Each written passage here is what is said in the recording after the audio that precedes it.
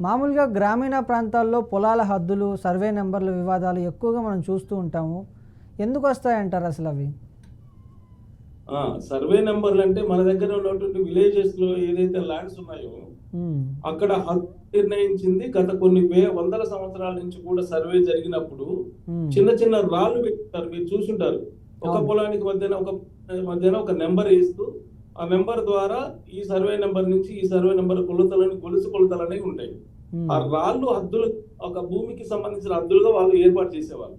హ్మ్. ఎప్పుడైతే పెదాలు పెరిగి భూమి యొక్క రేట్లు పెరుగుతుండటం వల్ల ఏం జరుగుతుంది? ఆ రాళ్ళని ఎత్తేయడం, ఆ భూమిని అసుంటగా జరిగిపోవడం, రాళ్ళు వేరే చోట్ల పాతటం, ఇదంతా నా భూమి అనడం, దాన్ని నిర్ణయించుకోవడానికి మళ్ళా సర్వేయర్‌కి రావాలి. హ్మ్. సర్వేయర్ వచ్చి అది కరెక్ట్ ఉందా? రాలేదా? హద్దులు ఫిక్స్ చేయాలంటే సాధారణమైన పని కాదు. ప్రైవేట్ సర్వేయర్‌లు కోర్టుకు పనికిరారు.